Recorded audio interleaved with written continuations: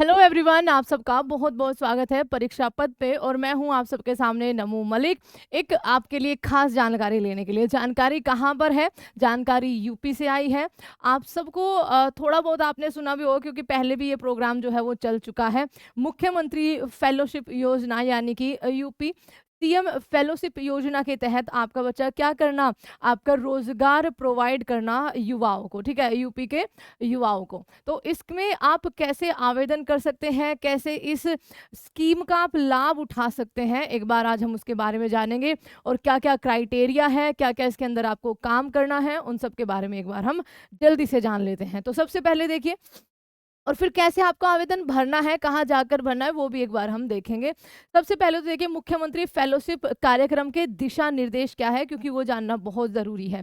आपके सामने मुख्यमंत्री फेलोशिप कार्यक्रम का उद्देश्य है प्रदेश में, ठीक है, युवाओं को सरकार के साथ नीति प्रबंधन, क्रियान्वयन, अनुसरण, ठीक है, के कार्यों में सहभागिता का विशिष्ट अवसर जो है वो आपका प्रदान करना है। उनके जुनून और युवाओं के नए दृष्टिकोण को आकांक्षात्मक विकास खंड में विभिन्न योजनाओं के कार्यान्वयन तथा भविष्य की आवश्यकता के अनुरूप योजना संरचना से प्राप्त लाभ लाभ जो है वो आपका प्राप्त होगा। ठीक है, तो वही वाली बात है बच्चा, युवाओं को एक तरह से रोजगार देने की यहाँ पर पूरी की पूरी बात कही गई है। सबसे पहले अब देखते हैं इसमें, यह कार्यक्रम एक पूर्वकालिक कार्यक्रम होगा तथा चयनित अभ्यर्थियों से अपेक्षा होगी कि फेलोशिप अवधि के दौरान शोधार्थी द्वारा किसी प्रकार का अन्य रोजगार, सेवा अथवा पूर्वकालिक अध्ययन जो है वो आपका नहीं किया जाएगा। पहला, फेलोशिप कार्यक्रम के लिए प्रतिष्ठित संस्थानों में निम्नलिखित क्षेत्रों में अध्ययन करने वाले विद्यार्थी जो है उनका चयन जो है वो आपका किया जाएगा।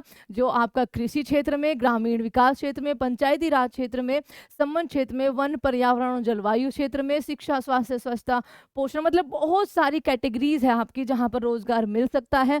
ऊर्जा और नवीकरणीय ऊर्जा, पर्यटन और संस्कृति, data science, artificial intelligence, IT, ITIs और आपका जैव प्रौद्योगिकी में, मशीन लर्निंग या डेटा गवर्नेंस आदि में, बैंकिंग में, वित्त में, कर राजस्व में, ठीक है, टैक्स रिवेन्यू में, लोक नीति एवं गवर्नेंस में। आवश्यकता अनुसार अन्य क्षेत्र भी आपके आगे जाकर इनमें ऐड हो सकते हैं। अब इसके लिए पात्रता, एलिजिबिलिटी आपकी क्या रहने वाली है, एक बार उसको देखिए। कार्यक्रम में चयन हेतु अभ्यर्थियों को नियोजन विभाग की वेबसाइट पर ऑनलाइन आवेदन करना होगा। अभ्यर्थियों की पात्रता ऐसे होगी कि उनको एक प्रतिष्ठित संस्थान से, ठीक है, आपका या विश्वविद्यालयों से प्रथम श्रेणी यानी कि जो आपके मिनिमम 60% मार्क आपके जो बच्चा ग्रेजुएशन में होते हैं वो होने आपके ज़रूरी है।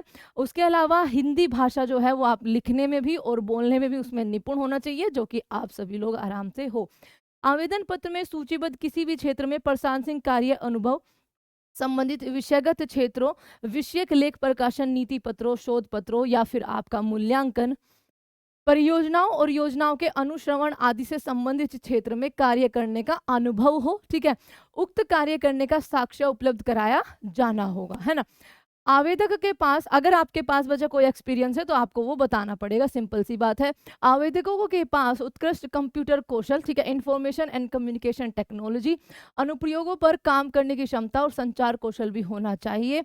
डेटा एनालिस्ट में अनुभवी अभ्यर्थियों को, क्योंकि आज के टाइम पे ना बच्चा डेटा एनालिस्ट में बहुत काम किया जा रहा है ना, इसीलिए जिसको थोड़ी बहुत नॉलेज डेटा एनालिसिस की है ना, तो एक तरह से कह सकते हो कि उनको जॉब्स की कमी नहीं होने वाली है, चाहे वो आपकी गवर्नमेंट हो, चाहे वो आपकी प्राइवेट सेक्टर में हो।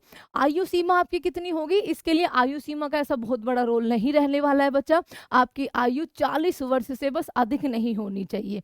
भूमिका और उत्तरदायित्व क्या रहने वाला है? इस कार्यक्रम के अंतर्गत आकांक्षात्मक विकास खंड हेतु शोधार्थियों को का चयन किया जाएगा। कार्यक्रम अवधि के दौरान शोधार्थियों में के द्वारा जिलाधिकारी तथा मुख्य विकास अधिकारी के पर्यवेक्षण में ये कार्य जो है वो आपका किया जाएगा। शोधार्थी द्वारा आकांक्षात्मक विकास खंड राज्य सरकार द्वारा संचालित समस्त योजनाओं का समवर्ती मूल्यांकन, ठीक है, आपका कार्य उप जिलाधिकारी और खंड विकास अधिकारी से समन्वय करते हुए किया जाएगा तथा उक्त कार्य के प्रभावी संपादन हेतु योजनाओं का सर्वेक्षण, अध्ययन, प्राथमिक आंकड़ों का संकलन, अनुश्रवण का कार्य, शोधार्थी द्वारा योजनाओं के संचालन में आ रही चुनौतियों से निराकरण, योजनाओं में आपका जनमानस के अपेक्षित लाभ पहुंचाने हेतु सुझाव जो है वो आपके प्रस्तुत किए जाएंगे। अब देखिए आगे पढ़ते हैं। शोधार्थियों द्वारा योजनाओं के संचालन हेतु आवश्यक डाटा को रियल टाइम संग्रहण और विश्लेषण के लिए एकत्रित किया जाएगा। उक्त कार्य संपादित किए जाने हेतु शोधार्थियों को टैबलेट उपलब्ध कराया जाएगा और टैबलेट क्रय किया जाने हेतु उन्हें एकमुश्त धनराशि जो है वो आपकी उपलब्ध कराई जाएगी। कार्य की रिपोर्टिंग किसको करनी होगी? उपरोक्त के अतिरिक्त शोधार्थी द्वारा संपादित गतिविधियों के संबंध में ये जो रिपोर्ट है ये किसको प्रस्तुत की जाएगी? आगे देखते हैं। सबसे पहले मासिक प्रगति रिपोर्ट आपकी होगी, है ना, जिसमें शोधार्थी द्वारा नीति और योजना कार्यान्वयन की चुनौतियां और योजना के प्रति नागरिकों के दृष्टिकोण का उल्लेख जो है वो आपका किया जाएगा। त्रैमासिक मतलब हर 3 महीने में प्रगति रिपोर्ट और प्रस्तुतिकरण की समीक्षा सचिव नियोजन विभाग द्वारा आपकी करी जाएगी। वार्षिक रिपोर्ट और प्रस्तुतिकरण जिसके आधार पर शोधार्थी द्वारा संपादित कार्य का मूल्यांकन जो है वो आपका किया जाएगा। संग्रहित डेटा का संकलन आपका क्या है? आपका उसके बाद में प्रस्तुत किया जाएगा। परिश्रमिक फेलोशिप कार्यक्रम के अंतर्गत जो भी विद्यार्थी आपके चयनित होते हैं परिश्रमिक के रूप में 30,000 ठीक है प्रति माह की दर से भुगतान किया जाएगा, जो कि अपने आप में बच्चा बहुत ही अच्छा अमाउंट आज के टाइम पे एक तरह से माना जाता है ना। तो यूपी सरकार की पहल तो ये बहुत ही ज़्यादा अच्छी है। जो थोड़े बहुत आपका पढ़ाई में अच्छे मतलब आपका ग्रेजुएशन में 60% आपको चाहिए, है ना, वो इसका लाभ तो डेफिनेटली ले सकते हैं। हेतु ठीक है, शोधार्थियों को परिश्रमिक के अतिरिक्त क्षेत्र भ्रमण हेतु 10,000 रुपये प्रति माह भुगतान किया जाएगा। साथ ही विभागीय योजनाओं कार्य का अनुसरण और मूल्यांकन करने हेतु शोधार्थियों को टैबलेट भी आपका दिया जाना है RS 15,000 का। ये राशि जो है उनको उपलब्ध कराई जाएगी। इसके अतिरिक्त कोई भुगतान देय नहीं होगा। चयनित शोधार्थियों का विकास खंड में ही यथासंभव आवासीय सुविधा आपकी उपलब्ध कराई जाएगी। वार्षिक प्रदर्शन मूल्यांकन किस उस पर होगा बच्चा, इसके रिलेटेड देख लेते हैं।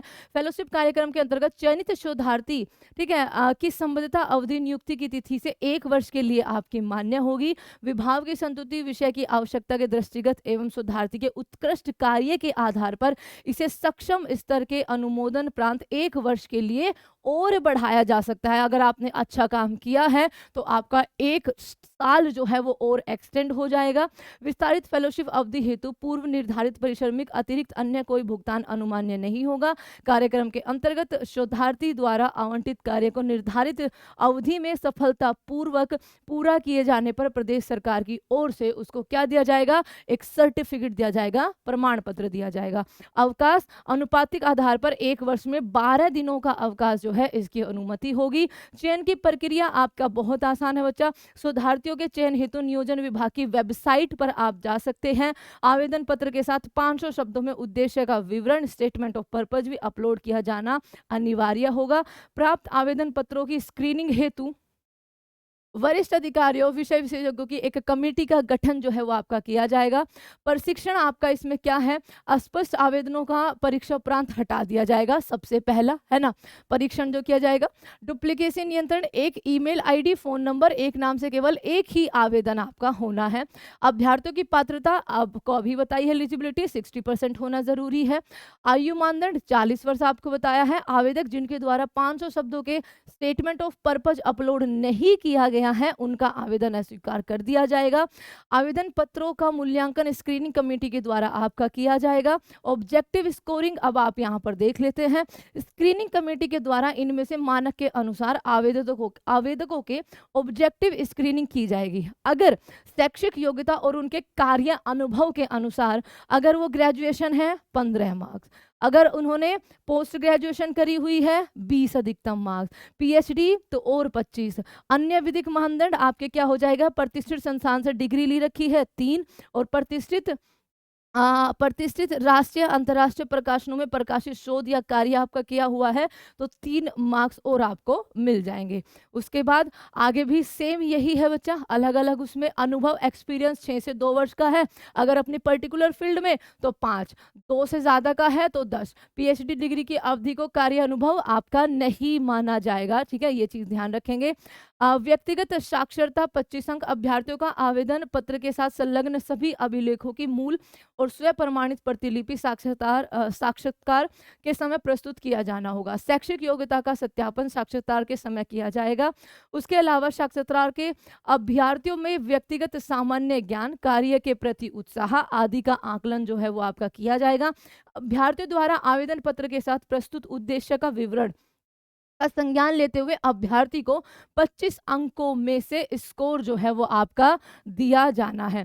कुल प्राप्त अंकों का योग के आधार पर अवरोही क्रम में क्रमबद्ध करते हुए शीर्ष 100 अभ्यर्थियों को योजना के नियम और शर्तों के अधीन चयन किया जाएगा। उक्त के अतिरिक्त 50 अभ्यर्थियों की प्रतीक्षा सूची में रखा जाएगा और समान अंक प्राप्त करने वाले अभ्यर्थियों में जिसकी आयु ज्यादा होगी उसको आपका क्रम में ऊपर रखा जाएगा, ठीक है। ये चीज आप लोग ध्यान रखेंगे बच्चा। अब इसमें आगे क्या है, बस यही सारी की सारी उसकी शर्तें हैं। और तो आकांक्षात्मक विकास खंड ये आपके 34 जनपदों की आपकी पूरी की पूरी सूची है, यहाँ पर आप ये देख सकते हैं। अब एक बार देख लेते हैं कि आपका आवेदन किस प्रकार जो है वो किया जा सकता है। आप सिंपल जहाँ से भी आप हमेशा या तो इसकी ऑफिशियल वेबसाइट पर आप जा सकते हैं या फिर आप सिंपल सरकारी रिजल्ट पे जाकर आपको मिल जाएगा Uttar Pradesh UP post matric, ठीक है, आपका फेलोशिप प्रोग्राम के तहत, है ना, यूपी फेलोशिप प्रोग्राम आपका यहाँ पर हो जाएगा, ठीक है। और इसमें ये सारे के सारे आपके इसी का क्या है, Uttar Pradesh fellowship document requirement, ये आपकी सारी है ना। ये ग्रेजुएशन लेवल पर है बच्चा, जो आपका अभी अभी जो हमने सारा का सारा पढ़ा था, है ना।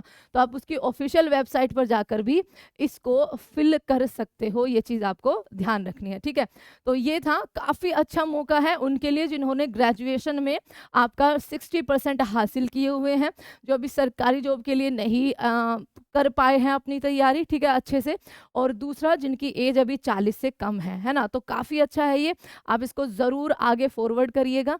And thank you so much everyone, यही जानकारी थी। आप जल्दी से जल्दी इसका आवेदन जो है वो कर लीजिए, इसके बारे में जानकारी और अपने जो डॉक्यूमेंट है सारे के सारे वो जुटा लीजिए। अगर एक्सपीरियंस है कोई किसी भी इन्हीं फील्ड में काम करने का तो उसको आप जल्दी से उसके भी प्रॉपर डॉक्यूमेंट आप ले लीजिए, क्योंकि एक्सपीरियंस होने के भी आपको यहाँ पर क्या मिल रहे हैं बच्चा, एक तरह से आपके अंक जुड़ रहे हैं। Thank you so much everyone and take care, bye bye.